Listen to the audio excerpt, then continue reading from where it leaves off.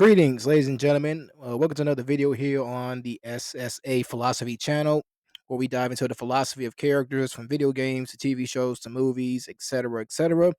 So, here in today's video, we're going to be doing something a little bit different here today, and this is something overall that I also do plan on wanting to do here on the channel. But here today, we're going to be doing something a little different, and that is going over, like, say, over the history of some, of like, legendary figures and going over different historical events that took place throughout our history, and also, going over and exploring and, really want to go and take a, really wanting to go on ahead and really do a deep dive into, say, wanting to go further and going back into history and wanting to, explore, these different parts of history. And, and considering that, it is Black History Month now that we are in February, I decided to wanting to do something different, and that is to show and pay my respects to some in the civil rights movement, to some that before back then, that that people may have not heard much about, that may have not heard a lot about them. And I want to do my part in wanting to share as much information as I possibly can, and share as much knowledge, and wanting to share that all with you here today, to all those that are watching. And what I want to start off with, since it is Black History Month, is wanting to go over the legacy of Robert F. Williams. So, as always, ladies and gentlemen, let us not waste any further time. Let us go on ahead and begin starting off this video by exploring the early life and background of Robert F. Williams. So Robert F. Williams was born on February 26, 1925, in Monroe, North Carolina, to Emma Carter and John L. Williams. His grandfather was a former slave and Union soldier, and his grandmother ran a laundry business. So he had two sisters named known as Lorraine Garlington and Jesse Link, and two brothers known as John H. Williams and Edward S. Williams. His grandmother, a former slave of Yoruba and of Yoruba ancestry, gave Williams his grandfather's rifle. His grandfather had been a Republican campaigner and publisher of the newspaper, The People's Voice, during the hard years after Reconstruction in North Carolina. At the age of 11, Williams, so Williams, at the age of 11, he witnessed the beating and dragging of a black woman by a police officer Jesse Helms Sr. So Helms Sr., later the Monroe chief of police. So he was the father of future United States Senator known as Jesse Helms. So as a young man, Williams, so he joined the Great Migration, traveling north for industrial work during World War II.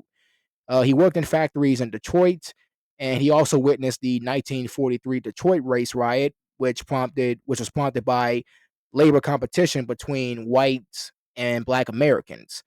And drafted in 1944, he served for a year and a half as a private in the then segregated Marines before returning home to Monroe. And these early familial influences, they instilled in Williams a sense of resilience and self-reliance. Growing up in the segregated South, he witnessed and experienced systemic racism firsthand, shaping his lifelong commitment to racial justice. So Williams attended segregated schools in Monroe, but his education was cut short when he joined the workforce to support his family. Later, he briefly attended West Virginia State College, a historically Black institution, but left to enlist in the U.S. Army during World War II. His military experience, so really his military service, it exposed him to the global racial hierarchies and further radicalized him, especially after encountering less overt racism abroad compared to the Jim Crow South. In 1947, Williams married a 16-year-old African American woman named Mabel Ola Robinson, a fellow civil rights activist. And they both will end up having two children named John C. Williams and Robert F. Williams Jr. So Williams returned to Monroe in the 1950s and he joined the local chapter of the National Association for the Advancement of Colored People.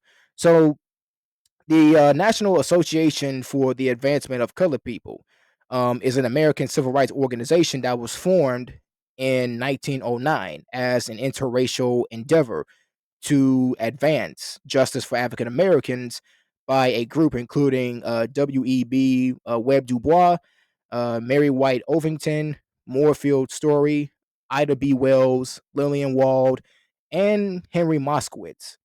And over the years, leaders of the organization have included Thurgood Marshall and Roy Wilkins. And its mission in the 21st century is to ensure the political, educational, social, and economic equality of rights of all persons and to eliminate the race based discrimination. So the NAACP initiatives include political lobbying, uh, publicity efforts, and litigation strategies developed by its legal team.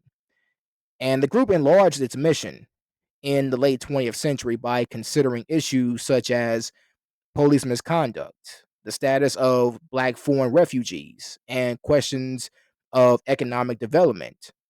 And its name, retained in accordance with tradition, uses the once common term colored people, referring to those with some African ancestry. He quickly rose to prominence, becoming the chapter president in 1956. And under his leadership, the chapter expanded significantly, advocating for both the legal challenges to segregation and grassroots organizing. So, one of Williams's most notable early actions was his fight against the systemic exclusion of Black children from public recreational facilities. So he led a campaign to integrate the Monroe public swimming pool, which drew significant attention to the town's entrenched racial inequalities. So during the Depression, the Works Progress Administration, they built a swimming pool for the small city of Monroe, North Carolina, about 25 miles southeast of Charlotte. For 2 decades, it was supported by municipal taxes, but was off limits to Black residents. Then in 1956, the local NAACP chapter began a drive to get swimming facilities for Black children because a number of children had drowned while swimming in local ponds and other swimming holes during the sweltering summers. And when the city claimed that doing so was too expensive, the NAACP asked that a day or two each week be set aside so that Black kids could swim at the municipal pool. And that too was deemed too expensive. So, how could that cost anything, you might ask? Because the racist insisted that the pool would have to be drained and refilled every time. Eventually, the city said it might be able to have funds for a Negro pool within 15 years, but there was no premise. So, in the swimming pool showdown, from his book known as Negroes with Guns. So there's a documentary as well too, also based on this as well too. Also, Negroes with Guns by RobertFWilliams and Black Power, which was directed by Sandra Dixon and Churchill Roberts.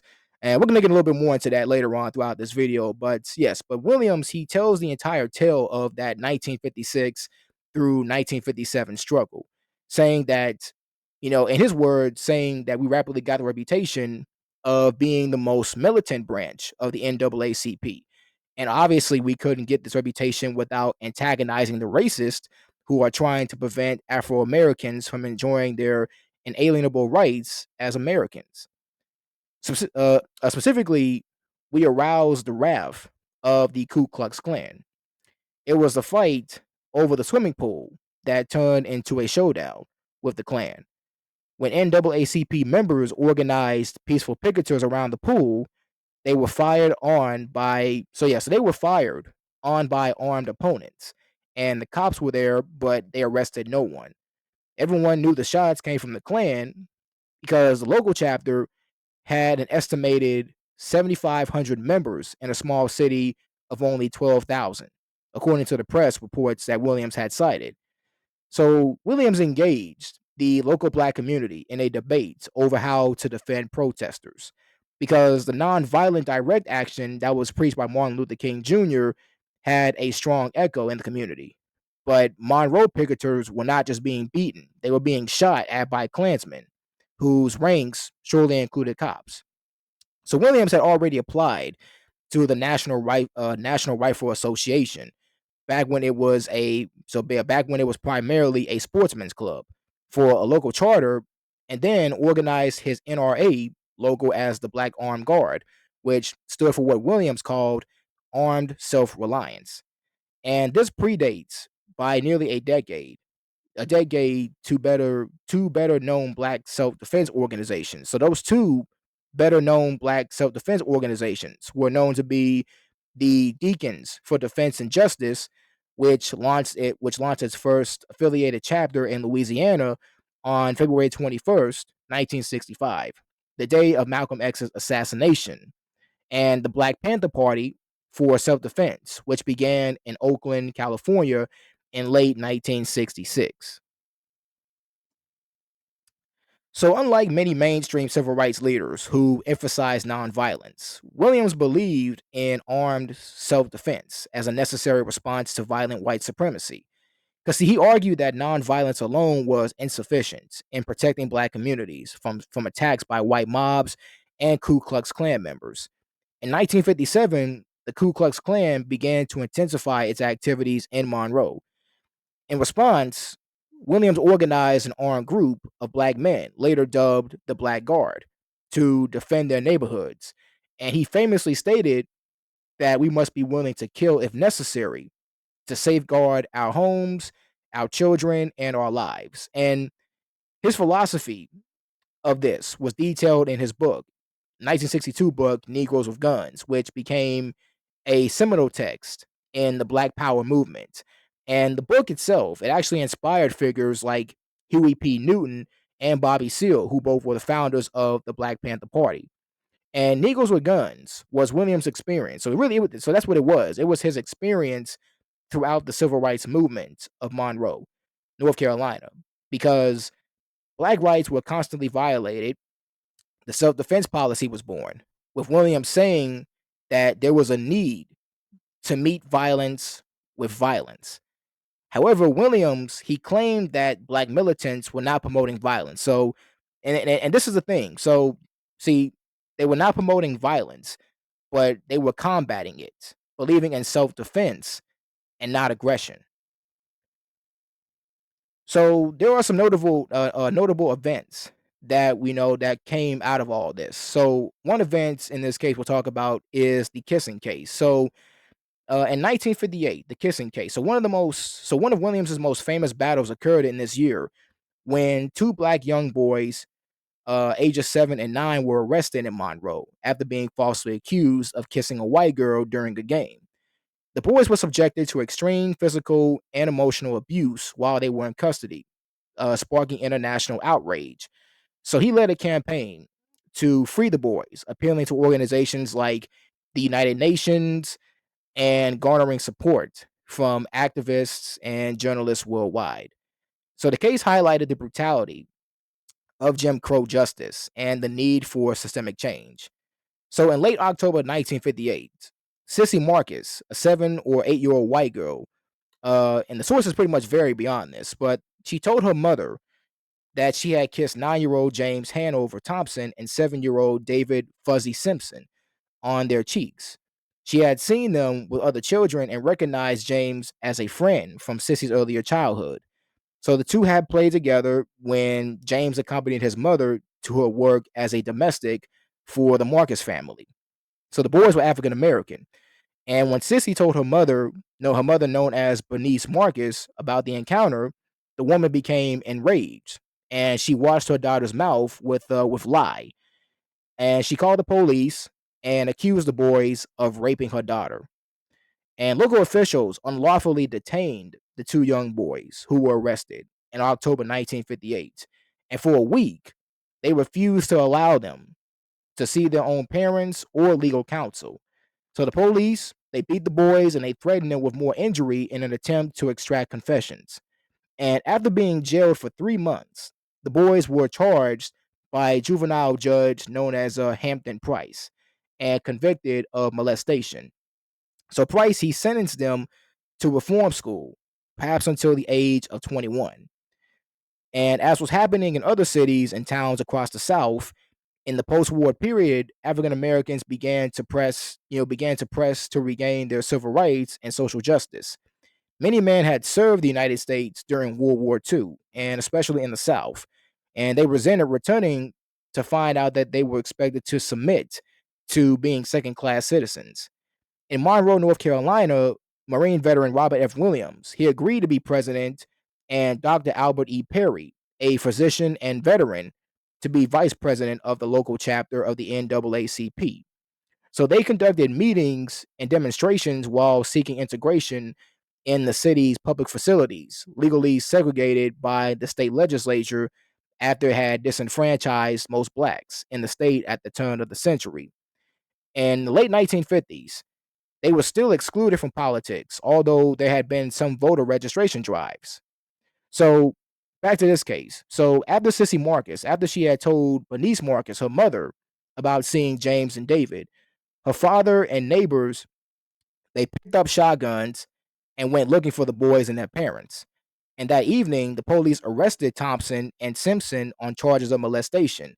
So they were detained for 6 days without access to their parents or legal counsel. They were handcuffed, they were beaten in a lower level cell of the police station. And a few days later, after juvenile judge Hampton Price found them guilty, saying, since they just stood silent and didn't say nothing, I knew that was a confession of guilt. So that's what he said. That right there is what he said. So Price, he sentenced the boys to indefinite terms in reform school, and they were denied legal counsel, and they were told that they might. Once again, they were told that they might get out when they were 21 years old. The boys were imprisoned in North Carolina in the state reformatory in Hoffman in October 1958. The North Carolina chapter of the NAACP, they raised funds to hire an experienced lawyer and appeal their case.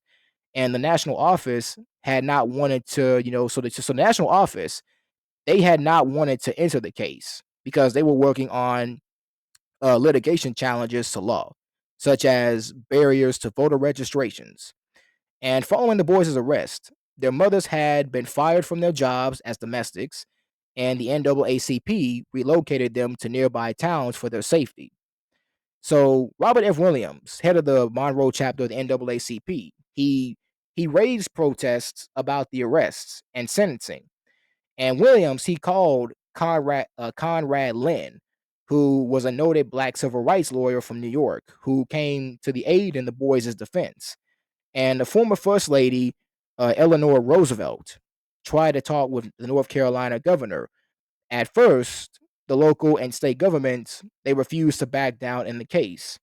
And Governor Luther H. Hodges and State Attorney General Malcolm B. Sewell, who was appointed by Hodges, traveled to Monroe to prosecute the boys. He rejected Lynn's writ on behalf of Williams to review their detention. So the mothers of the two boys, they were not allowed to see their children for weeks. And it became an international cause, and Joyce Eggington, a journalist with the London Observer in the United Kingdom, got permission to visit the boys and took their mothers along. She smuggled in a camera and took a photograph of the mothers hugging their children. So, due to the alleged crime, the boys had not been allowed any contact with them for weeks. And Eggington's photograph was published, showing the boys had been severely beaten and abused by the arresting police. Her story of the case and the related photo were printed throughout Europe and Asia. And the London Observer ran a photograph of the children's reunion with their mothers under the headline, Why? So, the United States Information Agency reported receiving more than 12,000 letters regarding the case, with most people expressing outrage at the arrests. An international committee was formed in Europe to defend Thompson and Simpson.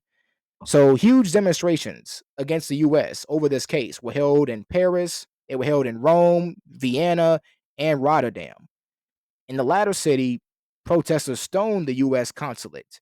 The U.S. government suffered international embarrassment and shaming. And in February 1959, North Carolina officials, asked the boys' mothers to sign a waiver.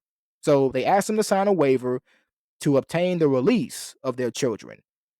And what that would have done was it would have required the boys to admit being guilty of the charges, and the mothers refused to sign it. So the mothers refused to sign it unless the boys required, unless they admit to being guilty of the charges.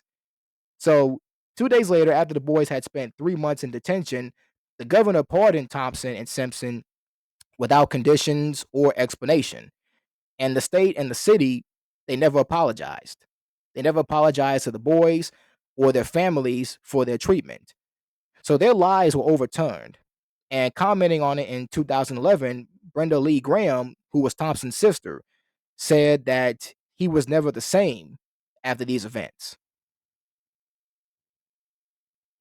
So, and also another event we're going to talk about is the Freedom Riders and the Monroe violence in 1961. So, Williams' hometown became a flashpoint during the Freedom Rides in 1961. When the Freedom Riders arrived in Monroe to challenge segregation, they were met with violent white mobs. And Williams, he played a controversial role during this period, sheltering activists and defending black citizens.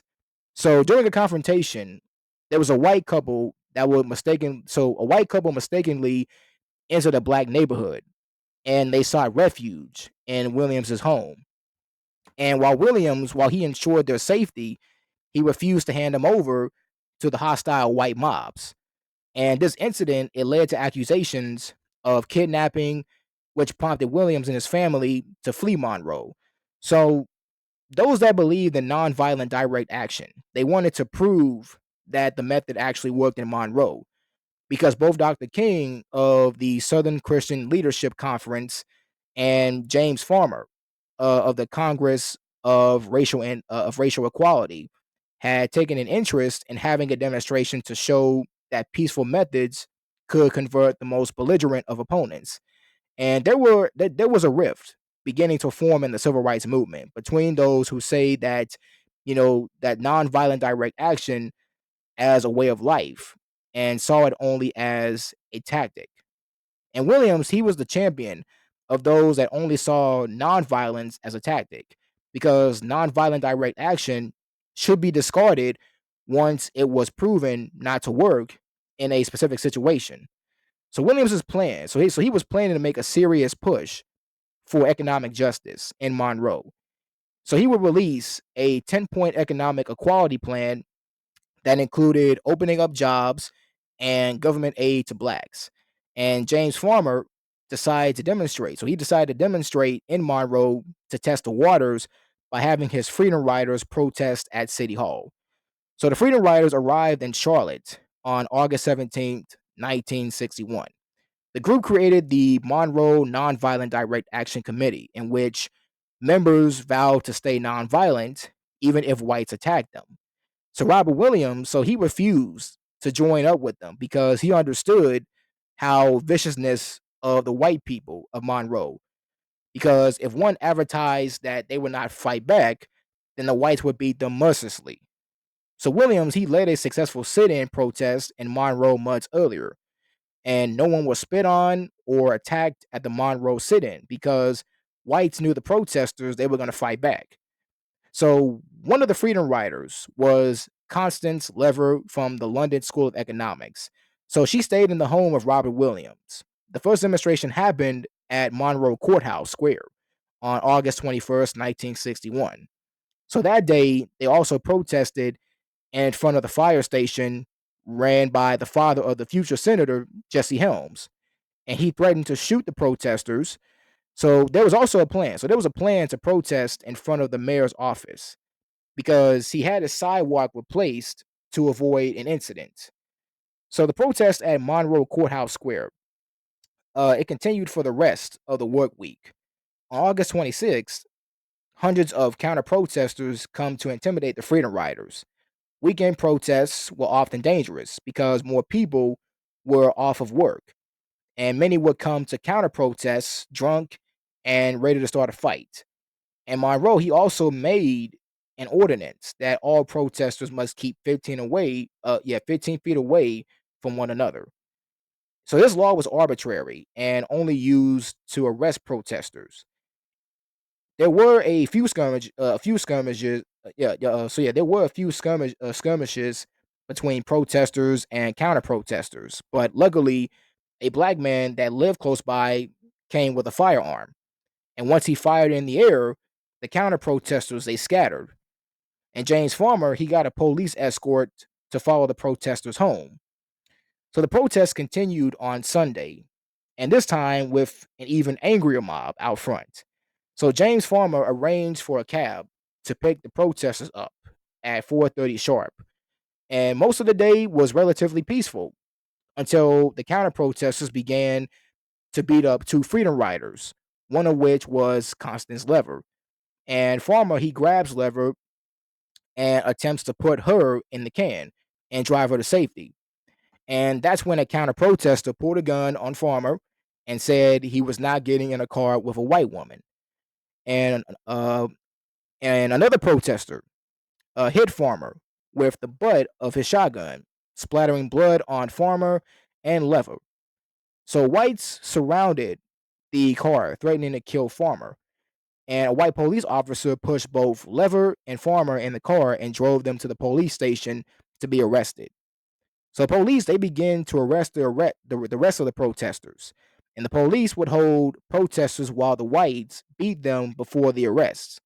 And a black protester named Richard Griswold was jailed with a white man whose father was killed by a black man. Griswold was beaten mercilessly in prison, and the police refused to give medical aid to the injured protesters. So that night, gun battles ensued between the blacks and the whites. And novelist Julian Mayfield even provided cover fire for blacks fleeing a white assault. White supremacists conducted drive-by shootings in black neighborhoods, and a crowd of blacks gathered in front of the home of Robert Williams. Many wanted to storm the jail and free the freedom riders. Others wanted revenge on the whites. And the decisions of Robert Williams in the next 48 hours would actually change the course of history. So before I go more further in discussing this, I also wanted to further elaborate on the 10-point plan, the 10-point economic plan that I mentioned already just a few moments ago. So Robert Williams, he believed the civil rights movement primary goal should be expanding economic opportunity. So the equality he sought involved black people not being hindered in economic advancement. So the access to public accommodations was very important, but only as a preliminary step. His 10-point plan issued to Monroe County government in 1961, it best details his beliefs. So his 10-point plan included number one, to induce factories in this county to hire without discrimination. Number two, induce the local employment agency to grant non whites the same privileges given to whites. Number three, instruct the welfare agency that non whites are entitled to the same privileges, courtesies, and consideration given to whites. Number four, construct a swimming pool in the Winchester Avenue area of Monroe. Number five, remove all signs in the city of Monroe designating one area from colored and another for whites. Number six, to segregate the schools within 1 year. Number seven, provide adequate transportation for all school children. Number eight, formally request that Dr. Perry be reinstated to the state medical boards. His license was stripped for political reasons, of course. And number nine, employ Negroes as supervisors in city government. And number 10, act immediately on all these proposals. So, other than the reinstatement of Dr. Perry and building a separate swimming pool, all the demands centered on economic justice. So, not only training through schools, but access to jobs and government assistance programs. And Dr. King's movement before 1961, it focused on desegregating one local institution at a time. And Mr. Williams, he applauds King's efforts in the Montgomery bus boycott, but he realized it was a small local victory because it did nothing to change blacks' plight in the rest of the country or the financial stability of blacks in Montgomery. Ultimately, most whites were wealthy enough to afford a car So they didn't even care if blacks rode on the front of the bus. And what would it matter if a person is banned from going to restaurants if they never had money to even go out? Economic justice made expanded accommodations matter, and that is why those that push for economic justice will have far more resistance from the establishment. When the government turns on those advocating for progress, the only recourse is self defense. And to be clear on this matter, Robert Williams, so he did not support. So he did not support at all. Here's the thing, like he did support and he did use nonviolent direct action. So he did. So yeah, so he did support and he did use nonviolent direct action because he used a picking line to shut down the Monroe Pool in 1957 and 1961. However, once counter protesters began using violence and the police refused to stop them, Williams saw that he had to modify his tactics because the aiming of the picketers forced the police to reestablish law and order because it reduced the violence and accelerated resolution. And once the establishment realized the continued conflict results in death of whites, it could result in the death of whites. So they found a suitable means of resolution. So essentially, Williams, he differed from Martin Luther King because he saw nonviolent direct action as a tactic, not a way of life. And the movement had to be flexible. So it had to be flexible to be effective. Because if a situation arises when only a peaceful protest is needed, then great. However, when the lives of your friends and your family are in danger, black people have just as much of a right as our colonial predecessors for self defense. So it's only when blacks decide to defend themselves are people upset. So 2 weeks after Monroe's blacks defended the home of Dr. Perry, the Klan attacked a town of Native Americans. And the press praised the natives' ability to fight off the Kluxers, but they were silent on Monroe's defense. So the press, they understand if blacks across the nation realize their power, then they could shut down the country entirely. They can shut the country down. So there are not enough natives to cripple the nation. That's the biggest difference. Not enough natives to cripple the nation. And blacks, in his words, must overcome the fear that resistance will lead to annihilation, that we are strong and savvy people, just as capable of defense as any other. Even when blacks rebel on a small scale, as they did in Detroit, the local economy was brought to its knees. If a large scale rebellion happened all over the country, American production would be brought to a standstill. The world would take notice, and many would aid the blacks in their struggle. So, violence for revenge is never condoned by Mr. Williams because he supported violence in self defense. So, see, not in aggression, in self defense. Because in a civilized society where law and order existed for all citizens, passive resistance will be enough for change. However, the South was far from civilized. The idea that moral suasion could influence Southern whites was not realistic. These whites didn't feel shame for how they treated blacks. In summary, self defense, it does a few things. It weakens the enemy and incentivizes granting successions because they understand that white life will be lost. And another is that it reduces violence from the racist. And it also and lastly, it draws world attention, to the atrocities of the South. Because once the world sees that blacks are strong people willing to defend themselves, they will win the respect of people worldwide. Violence is deeply ingrained in racism because without violence, there will be no reason for anyone to adhere to the system. Because racism permeates every area of American life. In Monroe, blacks had a separate pet cemetery. Even in the death of pets, the racists had to be pure. Violence would be needed to rid America of racism. So the current push for black militancy is being subverted, as Robert Williams states, by the black elite and white liberals. See, white liberals, they fund mainstream black liberation, organizations such as the NAACP and NCLC. So they don't want blacks to understand their power. White liberals are paying for black pacifism because they're paying to keep us weak. So the black elite, they go along with the plan to live a luxurious life and garner fame. And most mainstream civil rights leaders are sellouts, no different from the blacks that drive Cadillacs with anti-integration slogans painted on the side. They also worry that blacks would lose their jobs. More precisely, they're worried that they'll lose their job of corralling blacks. If the elitists supported pacifism, they would criticize America's use of war in foreign policy. They would speak out against the use of the atomic bomb and police brutality. If you only want blacks to be pacifists, then you are only sending them off to slaughter.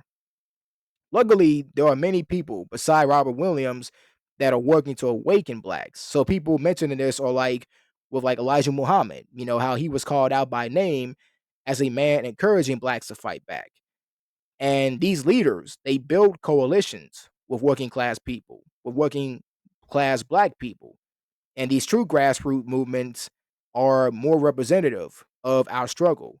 And these movements bring in the youth and divert their attention away from gang activities and other immoral behaviors.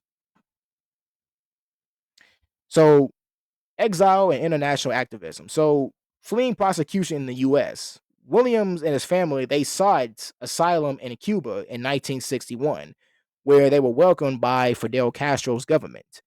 While in Cuba, Williams launched the Crusader, and the Crusader was a newsletter advocating for global racial justice and armed self-defense. And he also hosted a radio program also known as Radio Free Dixie, which broadcasted revolutionary messages and music to audiences in the United States. So in 1961, the Freedom Riders came traveling through Monroe, North Carolina, Williams' hometown. He and his wife agreed to shelter some of the activists, a white family who were beaten and bloodied by local Klansmen. And when local law enforcement were alerted about this, they wrongfully charged Williams with kidnapping the family, even though he was only trying to shelter them from the violence. And to escape imprisonment, or perhaps worse, he and his family they fled to the country of Cuba. So they fled the country and went to Cuba. And during Williams' exile to Cuba from Monroe, uh, he aired Radio Free Dixie from 1961 to 1965. And Cuba was in the midst of the Cold War at this time, with the Cuban Missile Crisis on the rise. So no doubt, the spirit of revolution in Cuba had fueled Williams' launch and his general acceptance in Cuba. In fact, Fidel Castro not only granted Williams permission to seek shelter in Cuba, but he also allowed him to broadcast his revolutionary radio program. So Radio Free Dixie, the broadcast, soul music. So they broadcasted soul music, including tunes such as like Herbie Hancock's Watermelon Man and Nina Simone's Mississippi Goddamn. Mississippi Got 'em. Goddamn.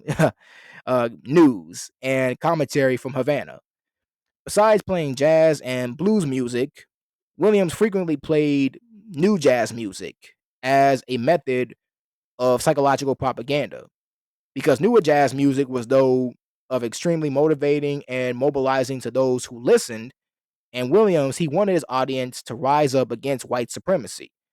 So he would strategically play specific types of music while news on voter registration or other political issues were being reported on. And inspired by a childhood of storytelling, so too was the broadcast. And the radio, it featured characters like political leftists who would come on air and share their stories in government. And these stories they became they became condensed into a transcript called Negroes with Guns that was widely known in the movement and had a play based on it too.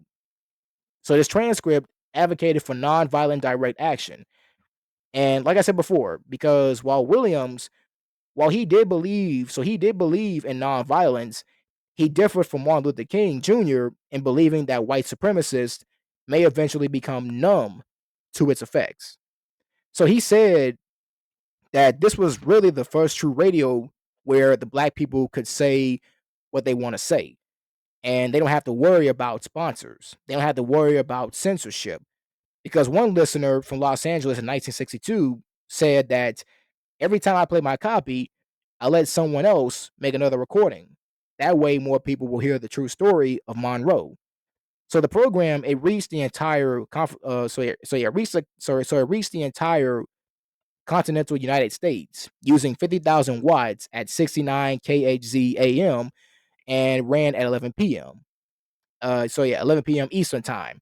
So Eastern time, Radio Free Dixie is proud to present the seldom heard songs of brutal oppression and dehumanization that no American radio station dares broadcast, an announcer had touted.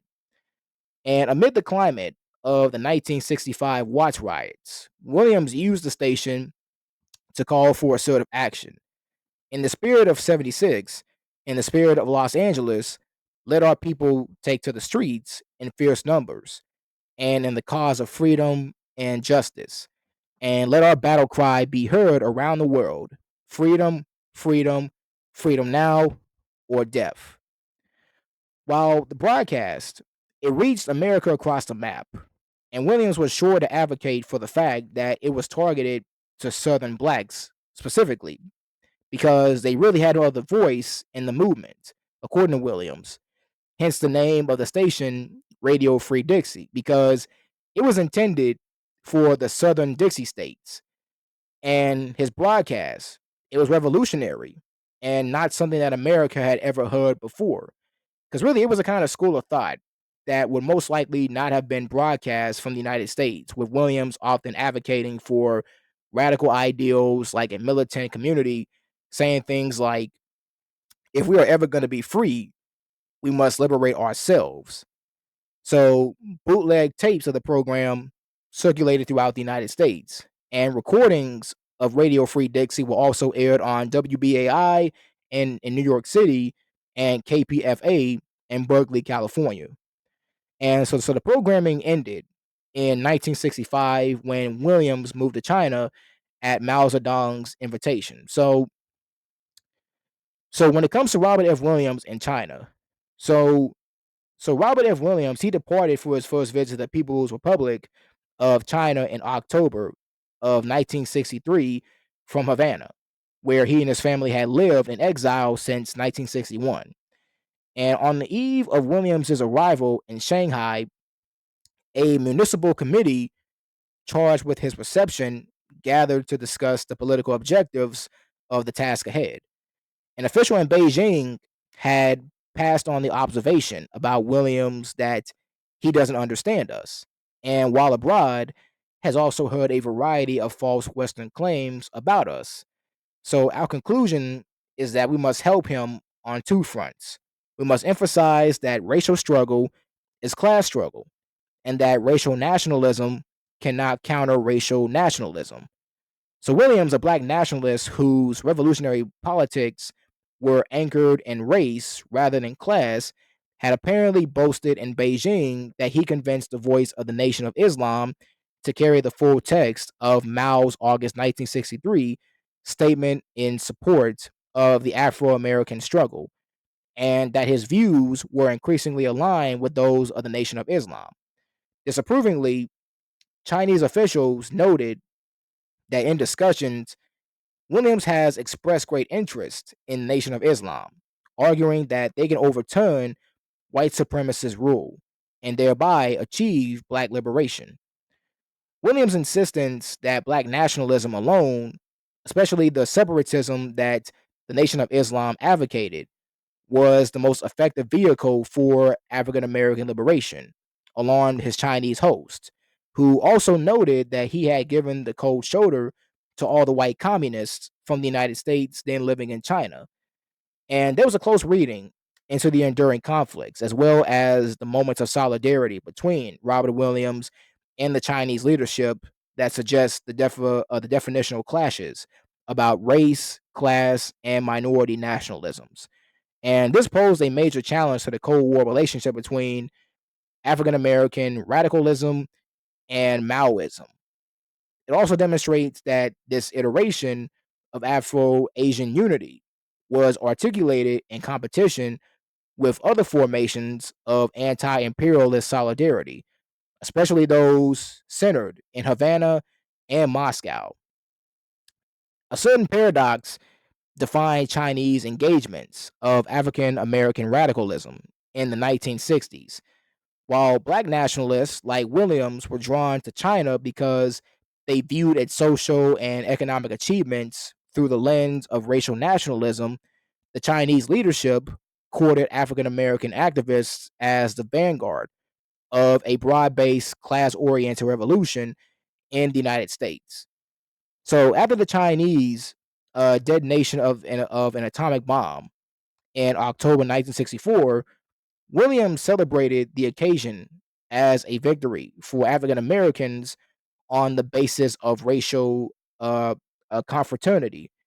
Because as he wrote in his newsletter, The Crusader, China's dehumanization of the past, like the Negroes today, was based on a system of exploitation, masterminded by the same racist savages, which, of course, China's bomb is also the Afro Americans' bomb, because the Chinese people are blood brothers to the Afro American and all those who fight against racism and imperialism. So here, Williams engaged liberally in a politics of analogy that paralleled the Chinese past with the African American present, a line of reasoning often expressed by the Chinese leadership. But taking a different tack, Williams underscored the racial co-identification as the basis of African American support for the achievements of Chinese socialism. Chinese records of his return visit in October 1964, indicate that that camaraderie between the two camps was reinforced with facetious reminders that they shared common political foes, given the pretext of the Bay of Pigs incident. And Williams, he even joked to Chinese officials that he wanted to ask the Cubans, where is your where's your Khrushchev now? And a few days later, when Khrushchev's resignation came up in discussion, Williams remarked that perhaps he had stepped down not due to health reasons, as the Soviet media claimed, but rather ill political health. So Williams laid out the discontents of his relationship with Fidel Castro. He revealed that before his departure from Havana, Castro personally requested information from him about his visit to China. In response to this, to the chagrin of Cuban officials, Williams had denounced Soviet false sympathies for the experiences of African Americans and praised Chinese socialism.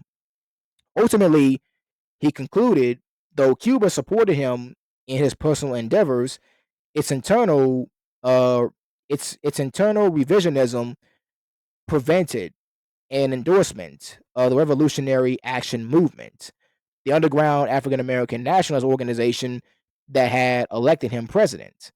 So Castro, it turned out, ignored Williams, ignored his ask of $24,000 each year to fund the guerrilla activities of the Revolutionary Action Movement.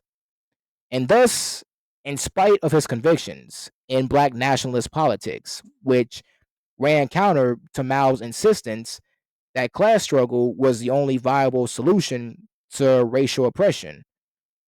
So Williams' condemnations of Soviet revisionism, it garnered him a degree of trust from his Chinese hosts.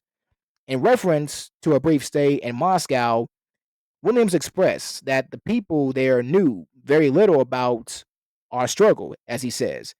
And in speaking with African students in the Soviet Union, we found that they hadn't heard of the murders in Birmingham. And the Soviet, they moved the news of this struggle to the back burner.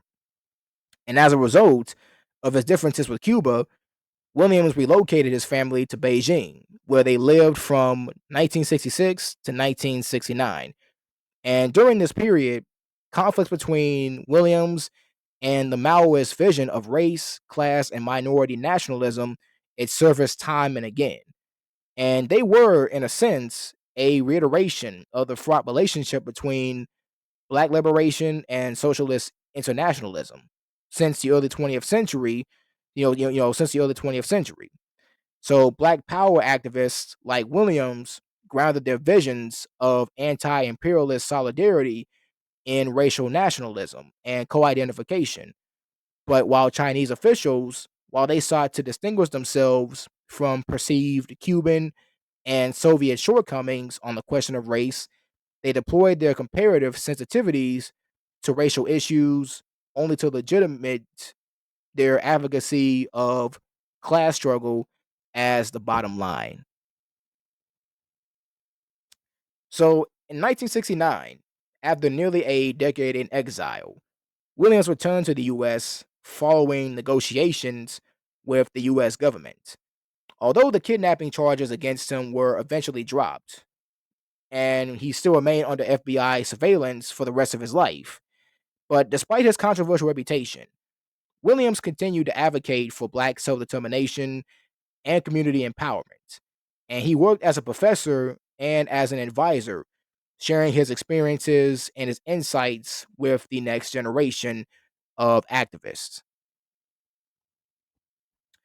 So, ladies and gentlemen, we are coming down to the end of this video here today, and I'm going to conclude all this by touching on a few more points. So Robert F. Williams' contributions to the civil rights movement and Black Power movement were profound because his advocacy for armed self-defense it challenged the dominant narrative of nonviolence and emphasized the importance of protecting Black communities from from systemic violence. And his writings and his broadcasts, they all laid the groundwork for later revolutionary movements. And his life remains an inspiration for those who committed to justice and liberation. So Williams, he passed away on October 15th in 1996 in Baldwin, Michigan. And he was buried in Monroe, California, Monroe, North Carolina. My apologies. I was going to say California for a moment. But yes, buried in Monroe, North Carolina. And though often overshadowed by figures like Martin Luther King Jr. and Malcolm X, his legacy endures as a testament to the diverse strategies employed in the fight for civil rights. And, these are all the key contributions that you see here, all the contributions that Robert F. Williams has achieved, all that he's done during his time in the civil rights movement. And also what I also want to touch on, as well too, as as we do come to the conclusion of this video, I want to go over discussing, like, say, the different lessons. So, like, what are some lessons overall that we can actually learn from Robert F. Williams in this case? So, what are some lessons that we all can take in, and what we all can, we can all learn? How can we use them to better ourselves? And these lessons here, and I want to explain them, all together. So, what are the lessons that we have, that we learned so far from here? So the lessons here is really the importance of community defense and self-reliance. So Williams emphasized the necessity of community solidarity and self-reliance in combating racial violence.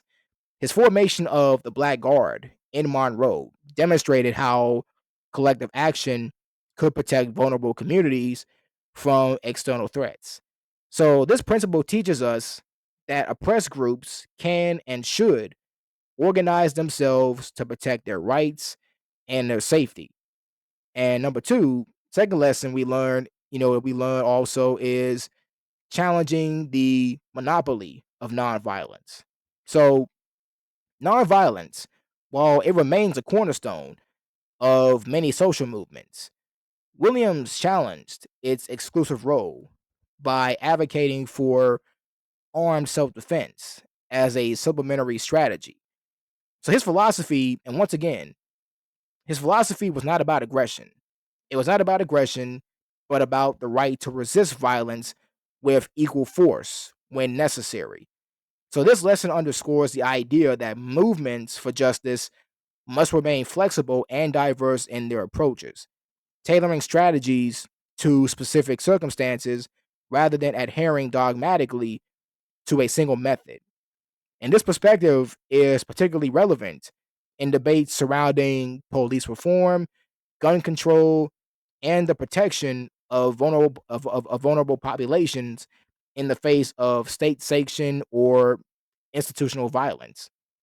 Number three, amplifying voices through alternative media. Williams leveraged alternative media to spread his message. His newsletter, The Crusader, and his radio program, Radio Free Dixie, offered platforms for marginalized voices when mainstream outlets either ignored or they vilified the struggle for Black liberation. His use of media illustrates the power of storytelling and communication in galvanizing movements. And in today's digital age, this lesson emphasizes the importance of creating independent media channels to counter misinformation, amplify underrepresented perspectives, and mobilize communities globally. And number four, global solidarity in the fight against oppression. So Williams's exile in Cuba and China highlighted the interconnectedness of struggles against imperialism, colonialism, and racism. By forging alliances with international leaders and movements, he demonstrated the value of global solidarity in challenging systemic oppression. And number five, resilience in the face of persecution. Despite being labeled as a radical, facing FBI surveillance, and living in exile for nearly a decade, Williams remained steadfast in his commitment to justice. His resilience teaches us that standing up against systemic oppression often requires immense personal sacrifice, but the pursuit of justice is a worthy and enduring cause. So, for contemporary activists, his life serves as a reminder that meaningful change often comes with personal risks, but also with profound, lasting rewards. Number six, the necessity of addressing root causes.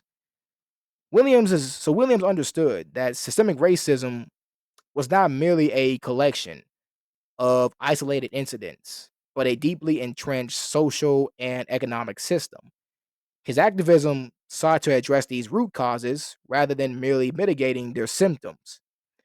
So, this long term vision highlights the importance of structural change over superficial reforms. And this lesson encourages modern movements to focus on dismantling systems of oppression rather than settling for incremental changes that leave the underlying structures intact. And number seven, balancing strategy with morality. Williams' insistence on armed self defense was deeply rooted in moral convictions because he argued that protecting one's family, community, and dignity was not only a right, but also a moral imperative. His philosophy challenges us to think about the balance between strategy and ethics and activism and how to remain principled while effectively advancing justice. So, ladies and gentlemen, so once again, we are pretty much ending this video here today. But also, I want to I want to leave this video here to you guys. I want to leave it off by wanting you guys, if you ever have the time, to do this, I want you guys to to be able to answer these questions I have up here for you. And trust me, this is not a test. This is not any quiz at all whatsoever that I'm here to give you guys. Like, this is not something I'm going to grade you for at all whatsoever. Trust me, this is not exactly what the channel is all about. This is not what it's all about. I'm not gonna quiz you guys or test you guys in any way, shape, or form. But I just really but overall, I really want you guys, if you want, and this is your choice. This is something I'm not forcing you at all to do whatsoever. But if you want to, definitely share your thought and opinions in the comments. And be able to spread that around, of course, and be able to spread that around because I mean, I really do want to know know your take on these questions that I have up here for you. So number one, the first question, I also will have these questions also put down in the comments as well too. Also, and also I'll have them posted as well too as well.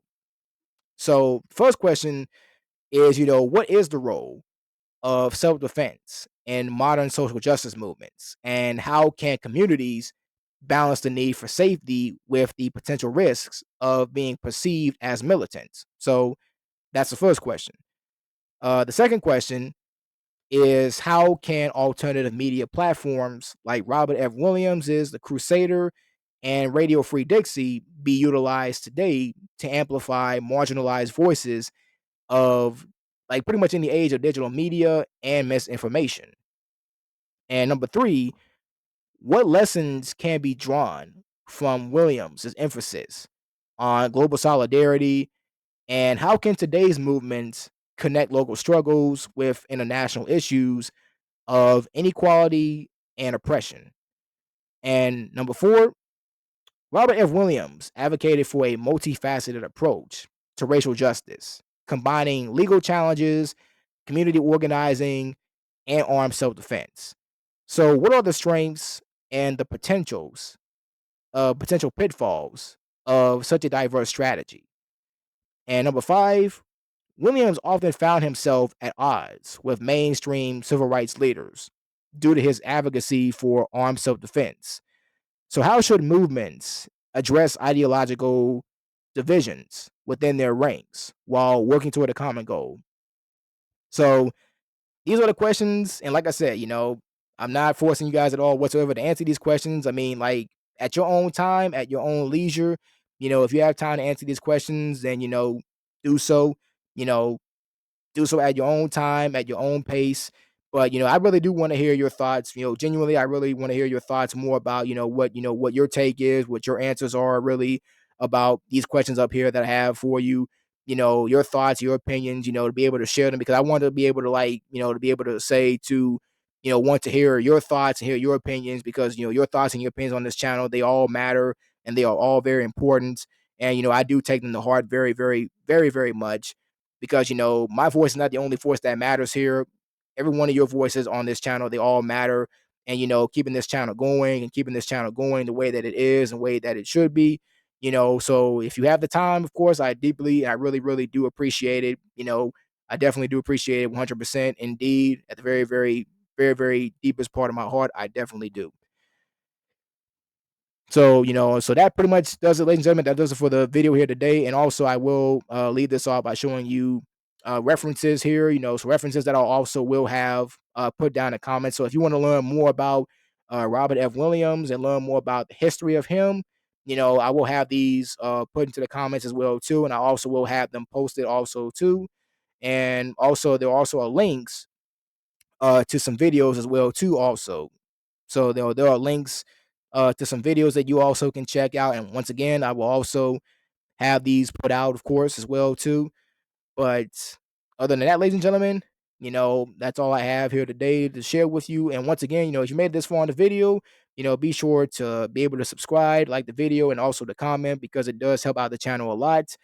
And for that, ladies and gentlemen, all there's left for me to say is overall, we always on this channel, we always have a saying, and that saying is to always be smooth, always be steady, and always be aggressive. Peace.